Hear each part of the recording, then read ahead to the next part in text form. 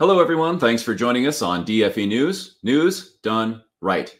I'm Jeff Kirk. A lot's happening in the news. Let's get right to it.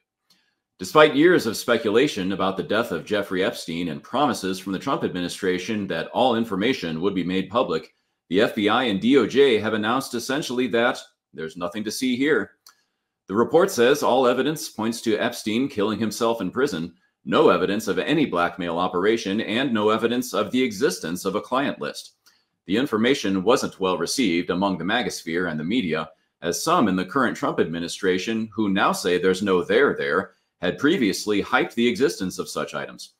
FBI Director Kash Patel and Deputy Director Dan Bongino, both of whom were previously skeptics of the idea that Epstein killed himself, have now changed course and said the case is closed.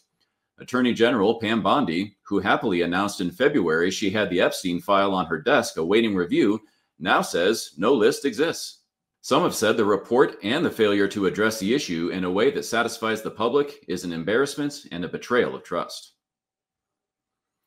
According to Texas Governor Greg Abbott, the death toll from the flash floods in Texas over the weekend has risen to at least 119, with another 170 still unaccounted for.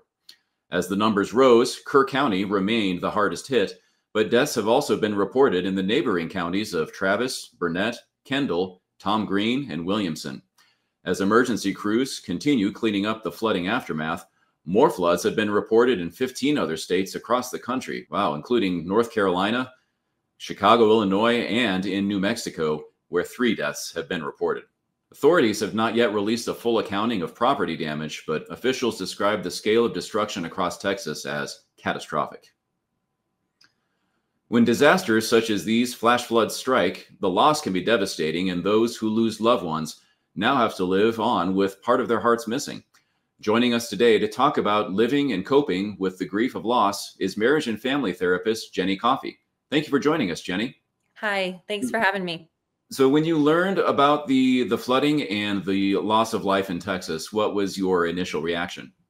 There's just really no words for it, right? I mean, it is exactly as you said, catastrophic. I know for me, it hit personally. I dropped my daughter off at Eagle Lake Camp this past Sunday, and it was very somber, for me to drop her off and realize that specifically, those young girls in Texas. Of course, there was many, many others, but those young girls, it makes, every parent, every grandparent, every aunt, uncle, every adult with a child in their life just grieve. It's like those children are our children. It's just, there's really no words for it. Yeah, it absolutely makes it very personal when you have your own children involved in a similar type of activity, such as a camp, and then to hear reports of something that terrible going on to other children. It really hits home and feels much more personal than a lot of other news stories. Yes, absolutely. So why is it important for people who've lost loved ones like this to seek out counseling, and what kind of counseling would you say that they need? Yeah, it's really interesting because so often we in America don't really know how to handle death and grief very well.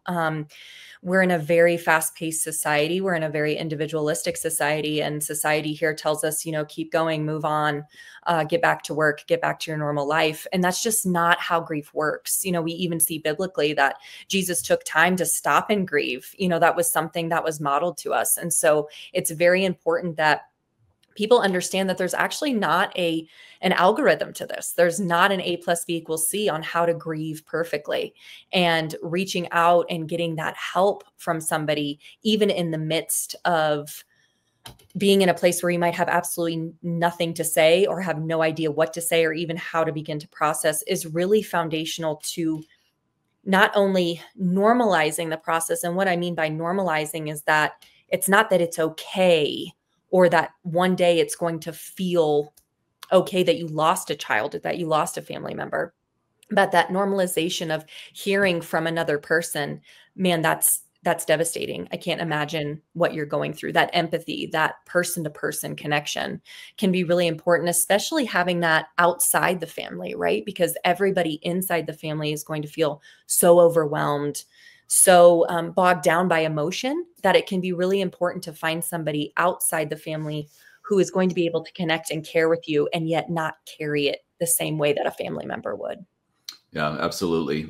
Can you tell us a little bit about what survivor's guilt is, and how does that play in with this type of loss? Yeah, especially, we're hearing more and more, I think the first couple days, what was really taking precedent in the news was Camp Mystic, right? Which totally makes sense. Anytime there's loss of children, especially at that catastrophic level, that's going to tend to take precedent. And now we're starting to hear more individualized stories. I saw one today about family of four, mom and dad and two young children, that they were stuck in a tree and were not able to throw their children to safety, and all four of them passed. A similar story happened in Rio Doso with a family of four that was camping. And it's one of those things where we're starting to hear more and more about family units or people being lost. And so what can happen in those situations is, if there is one family member left behind that went through that trauma, that went through that experience, they can really sit back and feel as though, I didn't do enough. I should have done this. There's a lot of woulda, shoulda, coulda, right? I should have held on to the tree longer. I should have thrown them to safety. I should have done this. I should have done that. And really in those scenarios, it can be easy, even in this moment, it's easy for me to want to throw out a platitude of, oh, you did the best you could, right? Because that's our response in these situations. We don't know what else to say. But really, that survivor's guilt is very real for those people. Many of them even report, we hear this a lot in military communities, of, I wish it was me and not them. That feeling of being left behind is very, very overwhelming. And so finding a therapist who understands trauma and understands what that looks like in those types of scenarios, I think is going to be the most important thing that those people can do. Get them talking. That's really the most important thing, because when we fall silent, when we go inside of ourselves, that's when that's when, in my opinion, I think the enemy has a heyday, because that's when he can really get in our thoughts. That's when things can get really dark. And so beginning to talk, whether that's to a therapist or family member, is probably the most important first step that people can take. Yeah, I'm glad you mentioned combating against the enemy. We learn from scripture that there is a time to mourn. How would you say that prayer and relying on Christ can help in these kinds of situations? Yeah, transparently, this is one of those, for me, my dad's a pastor. I was raised in the church. I've had faith my whole life. I feel very blessed for that. But even this is one of those situations, I'm going to say the thing all of us Christians are thinking. It's like, Lord, why a Christian girls camp? I'm confused. I'm lost. Like, why this, right? Because we know that he could have changed it. We know that he could have stepped in. And yet scripture also tells us that his ways are not our ways. And that's really hard inside of our humanness to say, I can't find, an algorithm here where this makes sense. And so I think it's important to really go transparently to the Lord and say, firstly, like, Lord, I just don't get this. I'm frustrated. I might even be a little angry. I know that you are sovereign and your plan is sovereign, and yet I'm totally lost. And I think that that's like the first veil that's lifted when we have that intimacy and that vulnerability. Because I think so often in our Christian walk, it's like there's certain prayers or things that are off limits. Like, well, if I just don't say it, maybe he won't know I'm thinking it. It's just not reality. And so I think beginning that conversation of going to him very transparently and saying, Lord, give me some comfort here. Remind me of your character, because I have to remember too that the world right now is not as it will be. And it's also not the way that God originally created it to be. And so there's an acceptance that we must have of what that fallen world looks like, and yet trusting in the sovereignty of God at the same time. And that can be hard. Yeah, very true. Jenny, what advice would you give to those who are just so overwhelmed by depression or anxiety following an event like this that they can't even take that first step? What would you say to them? What advice do you give to them? Yeah, that's a great question. I think I tell people, especially in grief, if there's people that have been specifically affected by this, I know I have clients that I see all over nationally, and a few clients who have coworkers who lost children or grandchildren. And so it's affecting a lot of, that 7 degrees of separation. It's becoming rather small. It's seeming that it's affecting a lot smaller. We know more people that it's affecting. And so inside of that, what I would say is that you can do something small. Do the next thing. I always think of Elizabeth Elliot. She was, a wonderful missionary. Some people might have heard of her. She always would talk about do the next right thing. And so for some people, that's literally going to be getting out of bed, and that's it.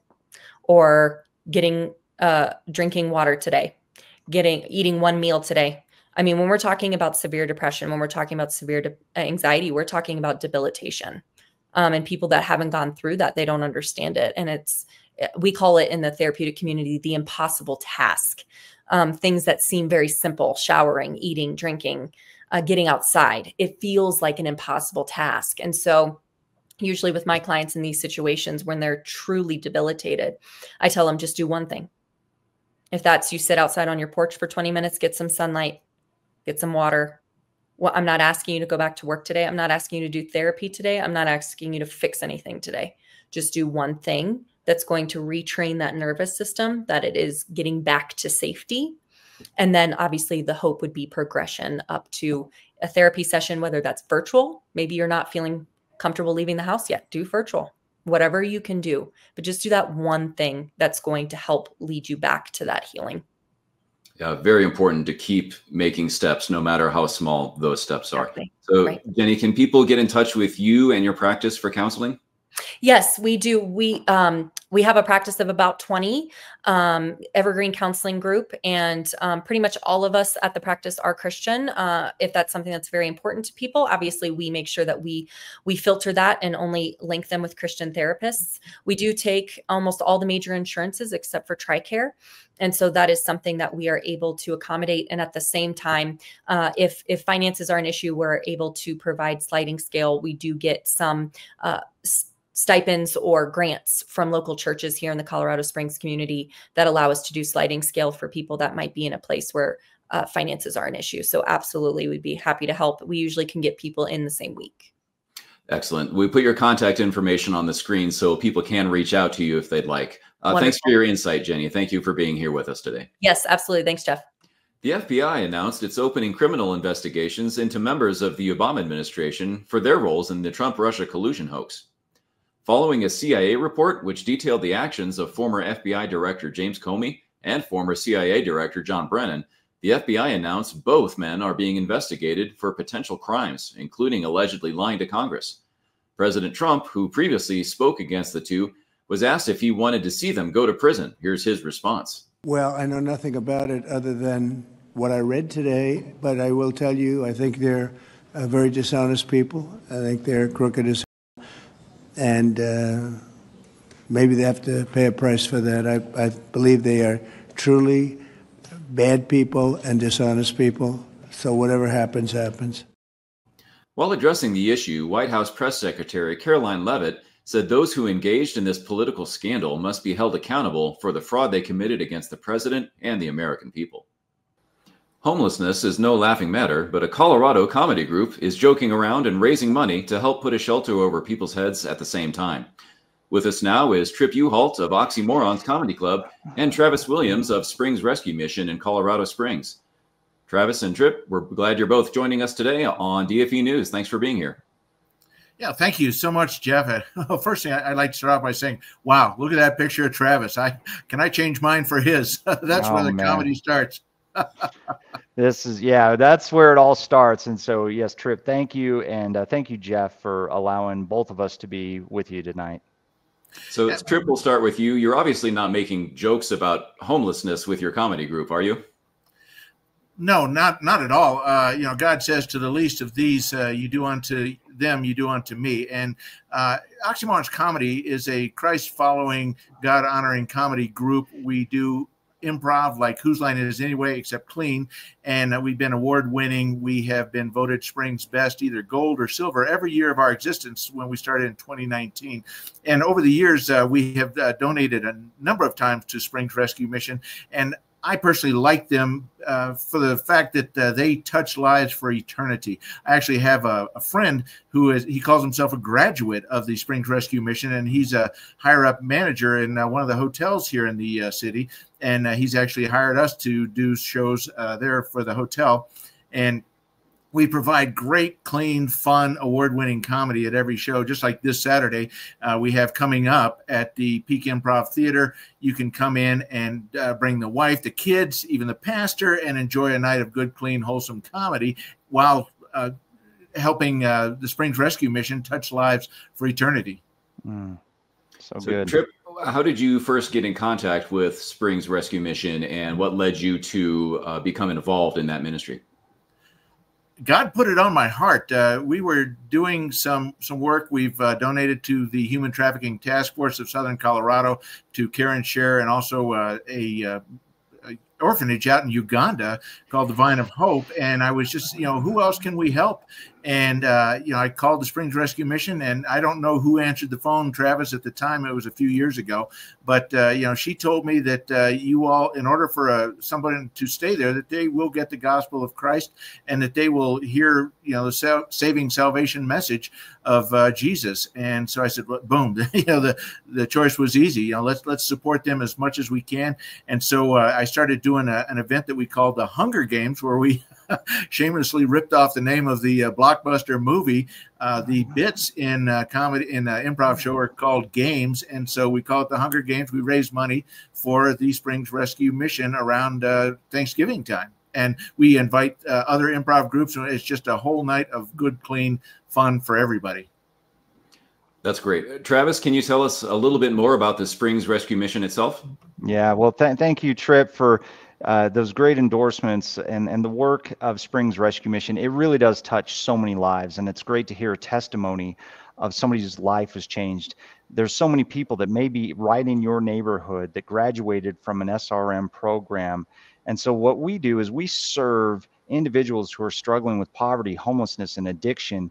We have over 6,000 unique individuals that come through our doors looking for some level of support. Over 3,500 people will stay the night at a Springs Rescue Mission shelter. We provide meals, showers, access to laundry, but more important than that, we provide Christian care for people. We're meeting people at their point of need and showing people the love of Christ right where they are and pointing them to life more abundantly. And that's really what Springs Rescue Mission is about. We have a lot of services. We care for people. We love this community. And it really is a donor-funded organization. And so everybody has a place at Springs Rescue Mission to really play a role. So how can more people reach out and be part of that mission? Well, they can go to a great comedy show on Saturday night, or they can go to springsrescuemission.org. And one of the best ways to really be engaged is by becoming a monthly donor. We're a 365-day-a-year, 7 days a week, 24 hours a day operation, because homelessness never takes a vacation. And so when this community joins in by doing a little bit every month for one neighbor every month, it can really make a difference in seeing more lives transformed in this community, one life at a time. But I really do believe by joining Springs Rescue Mission, we can really see this entire community transformed. Outstanding. So, Trip, when people go to an Oxymorons comedy show, what can they expect to see? First thing, somebody's going to ask them if they can help them with their extended car warranty. And if you choose to pass on that, like at this show right on Saturday, as Travis was talking about, we have a silent auction where you can win passes to Cave of the Winds Mountain Park, the Flying W Ranch, come out and have a chuck wagon dinner. If you win the auction, also chocolate from the Rocky Mountain Chocolate Factory.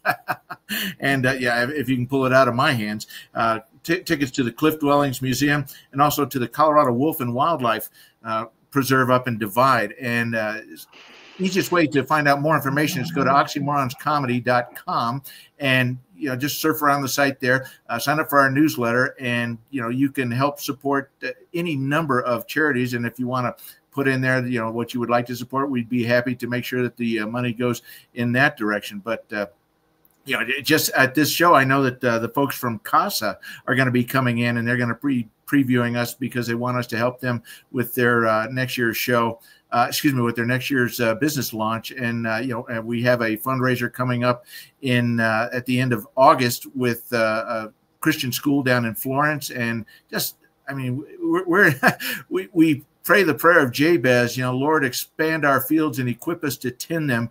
And next thing I know, the phone rings, or we get an email, or, the Oxys are on the road again. So it's just such a blessing. And looking forward to helping Travis and the Springs Rescue Mission out come Thanksgiving time frame too, with the Hunger Games, and just blessing to be in service of the Lord, the great I am, to just to help those less fortunate than us.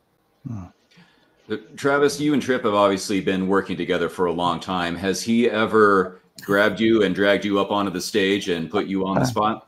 I mean, Tripp does all kinds of wild things. That's why you should go to the show on Saturday. You have no idea what you're going to expect. I mean, I remember one time I was with Tripp at 4 a.m. We had to do a news interview, and he throws me up on stage and makes me try to do improv. So that's the only warning I can give for people watching out there, is you may actually become part of the show. So yeah, Tripp comes with his own warning label. Emphasis on the word may. Your mileage may vary. Jeff, you need to come out there, man. We get you up on stage. We'll see. I'm a little bit too dry for most people's tastes. We'll wipe that smile right off your face and get you laughing. Oh, I believe you. Well, gentlemen, we've had your information on the screen. You mentioned your websites so people can reach out to you with any additional questions that they have. Tripp and Travis, thank you both for joining us today. Thank you. Thank you all. That's it for now. Be sure to like, subscribe, follow, comment, and engage with us so that YouTube and all the socials push it out to more viewers. Thanks for watching DFE News, news done right. See you next time.